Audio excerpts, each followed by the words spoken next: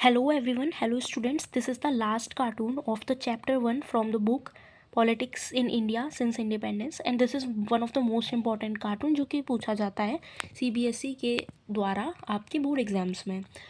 ये कार्टून है। ये कार्टून जो है, सबसे पहले कॉन्टेक्स्ट एंड बैकग्राउंड देखते हैं इस कार्टून का।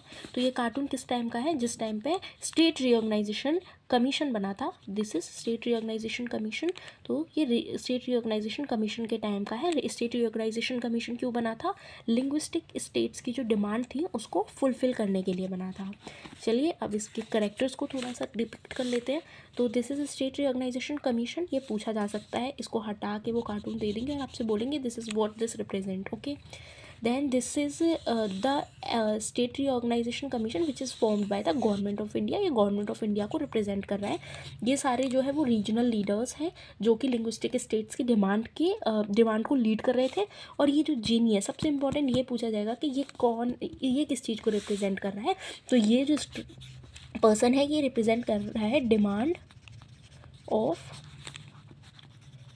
लैंग्विस्टिक स्टेट्स को। ठीक है, अब एक तो ये तरीका है कि ये लिंग्विस्टिक डिमांड की स्टेट को जो है लिंग्विस्टिक स्टेट्स की डिमांड को रिप्रेजेंट कर रहा है। और दूसरा ये भी कह सकते हैं गवर्नमेंट के पर्सपेक्टिव से this is representing threat to Indian unity.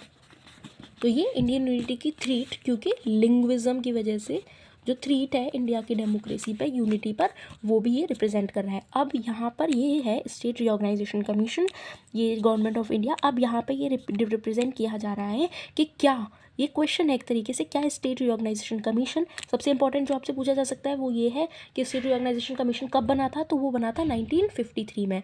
और उसने कब अपनी रिपोर्ट सबमिट की थी? 1956 में। और उस टाइम पे जो है वो स्टेट्स जो है वो फॉर्म हुए थे। उसके बाद में अब ये कार्टून पूरी तरीके से ये डिपिक्ट कर रहा है कि क्या is state reorganisation commission would be able to cope up with the demand of linguistic states. जो डिमांड है या threat of linguistic disintegrity in India, क्या उसको स्टेट रिऑर्गेनाइजेशन कमीशन हैंडल कर सकता है, उसको पॉजिटिवली हैंडल कर सकता है या नहीं? सिंपल। तो ये इस कार्टून से आपका पूछा जाएगा। और ये पूरी तरीके से किसको दिखा रहा है, किस तरीके से what is the role of state reorganisation commission. मतलब ये डिपेंड करता है, जब आपका एमसीक्यू पूछा जाता है कि किस तरीके का क्वेश्चन पूछा जा रहा है। तो इसमें क्वेश्चन अगर इस तरीके से पूछा जाएगा कि ये SRC क्या रिप्रेजेंट कर रहा है, तो डेफिनेटली स्टेट रिऑर्गेनाइजेशन कमीशन कि क्या इसको हैंडल कर सकता है, पूछा जा सकता है। ये कार्टून क्या रिप्रेजेंट कर रहा है, तो डिमांड रिप्रेजेंट कर रहा है। ऑप्शन पर डिपेंड करता है, ऑप्शन आपका इस तरीके से भी आ सकता है कि क्या ये, और नेगेटिव वे में क्या रिप्रेजेंट कर रहा है। तो ये एक तरीके से थ्री रिप्रेजेंट कर रहा है कि लिंग्विस्टिक बेसिस पे आपकी कंट्री डिवाइड हो सकती है। इसका एक थ्री डिपिक्ट कर रहा है।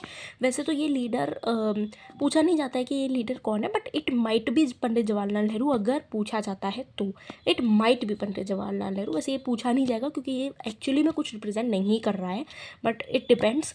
तो ये जो जितने भी लोग हैं ये सारे जो वो हैं जो डिमांड कर रहे हैं किसकी, लिंग्विस्टिक स्टेट्स की।